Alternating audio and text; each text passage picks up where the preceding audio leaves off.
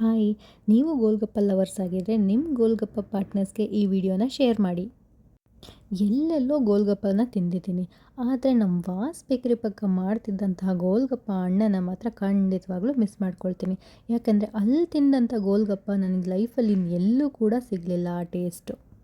ಗೋಲ್ಗಪ್ಪ ತಿನ್ನೋಣ ಅಂತ ಆಸೆ ಆದರೂ ಇಲ್ಲಿ ಗೋಲ್ಗಪ್ಪ ಮಾಡೋದಕ್ಕೆ ಬರಲ್ಲ. ಸೊ ಹಾಗಾಗಿ ನಾನೇ ಮನೇಲಿ ಗೋಲ್ಗಪ್ಪ ಮಾಡ್ಕೊಳ್ಳೋಣ ಅಂತ ರೆಡಿ ಮಾಡ್ತಾ ಇದ್ದೀನಿ. ಗ್ಯಾಪಲ್ಲಿ ಹಳೆ ಡೌನ ನೆನೆಸ್ಕೊಂಡು ಅಳ್ತಾ ಇದ್ದೀನಿ ಅಂತ ಅಂದ್ಕೊಳ್ಬೇಡಿ. ಈರುಳ್ಳಿ ಕಟ್ ಮಾಡ್ತಾ ಇದ್ದೆ, ಹಾಗಾಗಿ ಕಣ್ಣಲ್ಲಿ ನೀರು ಬಂತು. ಹಾಗೆ ಒಂದೇ ಫ್ಲ್ಯಾಶಲ್ಲಿ ನನ್ನ ಕಾಲೇಜ್ ಲೈಫೆಲ್ಲ ನೆನಪಾಯಿತು. ವೀಕ್ ಡೇಸಲ್ಲಿ ಗೋಲ್ಗಪ್ಪ ತಿಂತಾ ಇದ್ದರೆ ವೀಕೆಂಡ್ಸಲ್ಲಿ ಐಡಿಯಲ್ಸ್ ಮತ್ತು ಬೀಚ್ ಮಿಸ್ಸೇ ಆಗಲಿಲ್ಲ.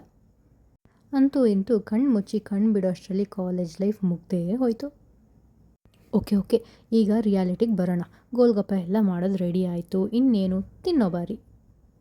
ಮತ್ತಿನ್ನೇನು, ಅಕ್ಕನ ಒಂದು ಕೂಗಾಟ ಹಬ್ಬ ಇಲ್ಲಿ ಅಂತ. ಅಲ್ಲಿಗೆ ಅಕ್ಕ ಕೂಡ ಬಂದಾಯಿತು. ಈಗ ಸರಿ, ಅಷ್ಟೊತ್ತಿಂದ ಮಾಡಿದ ಗೋಲ್ಗಪ್ಪ ಹೇಗಿದೆ ಅಂತ ಟೇಸ್ಟ್ ಮಾಡಿ ಹೇಳು ಅಂತ ಅಕ್ಕನಿಗೆ ಹೇಳಿದೆ. ಅಕ್ಕನ ತಗೊಂಡು ಸ್ಟೈಲಿಗೆ ಒಂಚೂರು ಪುರಿ ತಿಂದು ಸೂಪರ್ ಅಂತ ಪೋಸ್ ಕೊಟ್ಲು.